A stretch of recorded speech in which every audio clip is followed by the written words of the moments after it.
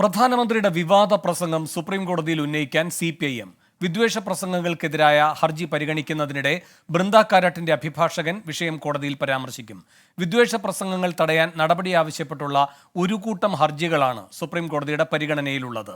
പ്രസംഗത്തിന്റെ ദൃശ്യങ്ങളും ഉള്ളടക്കവും ഹാജരാക്കാൻ തെരഞ്ഞെടുപ്പ് കമ്മീഷനും ആവശ്യപ്പെട്ടിട്ടുണ്ട്. ബൽറാം നെടുങ്ങാടി ഡൽഹിയിൽ നിന്നും കൂടുതൽ വിവരങ്ങളുമായി ചേരുന്നു. ബൽറാം, എന്താണ് കോടതിയിൽ CPIMന്റെ നീക്കം? വേണു, ഇന്ന് നേരത്തെ തന്നെ വിദ്വേഷ പ്രസംഗങ്ങളുമായി ബന്ധപ്പെട്ട സുപ്രീം കോടതിയിൽ ഫയൽ ചെയ്ത ഹർജികൾ ഇന്ന് പരിഗണിക്കുന്നുണ്ട്. ജസ്റ്റിസ് സഞ്ജീവ് ഖന്നയാണ് ഇന്ന് ഈ ഹർജികൾ പരിഗണിക്കുന്നത്. നേരത്തെ ഡൽഹി കലാപവുമായി ബന്ധപ്പെട്ട് BJP നേതാക്കളുടെ ഭാഗത്തു നിന്നുണ്ടായ പരാമർശങ്ങൾ അടക്കമുള്ളവയാണ് ഈ ഹർജികളിൽ ഉള്ളത്. ഈ ഹർജികൾ പരിഗണിക്കുന്ന ഘട്ടത്തിലാണ് ഇന്നലെ കഴിഞ്ഞ ദിവസം പ്രധാനമന്ത്രി രാജസ്ഥാനിലെ ബൻസ്വാഡയിൽ നടത്തിയ വിവാദ പ്രസംഗവും പരാമർശിക്കാൻ തീരുമാനിച്ചിരിക്കുന്നത് CPIM. ഡൽഹി പോലീസ് ബൃന്ദ കാരാട്ട് നൽകിയ പരാതിയിൽ കേസെടുക്കാതിരുന്ന കാര്യവും കോടതിയിൽ ഉന്നയിക്കാനാണ് നീക്കം.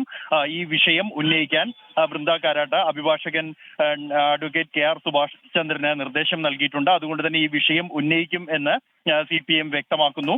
കഴിഞ്ഞ ദിവസം ബൃന്ദ കാരാട്ട് പരാതിയുമായി ഡൽഹി മന്ദിർമാർഗ് പോലീസ് സ്റ്റേഷനിലാണ് ആദ്യം സമീപിച്ചത്. എങ്കിൽ പോലീസ് പരാതി സ്വീകരിക്കാൻ തയ്യാറായില്ല മന്ദിർമാർഗ് പോലീസ് സ്റ്റേഷനിൽ. തുടർന്ന് ഡൽഹി പോലീസ് കമ്മീഷണർക്ക് ഇമെയിൽ മുഖേന അയച്ചു നൽകുകയായിരുന്നു പരാതി.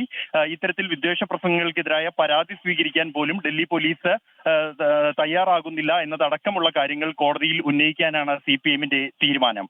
വേണു. ശരി, ബൽറാം നെടുങ്ങാടിയാണ് ഡൽഹിയിൽ നിന്ന് വിവരങ്ങൾ നൽകിയത്. ലോകത്തെവിടെയായാലും ഏത് സമയത്തും 24 വാർത്തകളും ഓഗ്മെന്റഡ് റിയാലിറ്റി പാക്കേജുകളും എക്സ്പ്ലെയിനറുകളും വിശദമായി കാണാൻ ഞങ്ങളുടെ YouTube ചാനൽ നിങ്ങൾക്ക് സബ്സ്ക്രൈബ് ചെയ്യാം.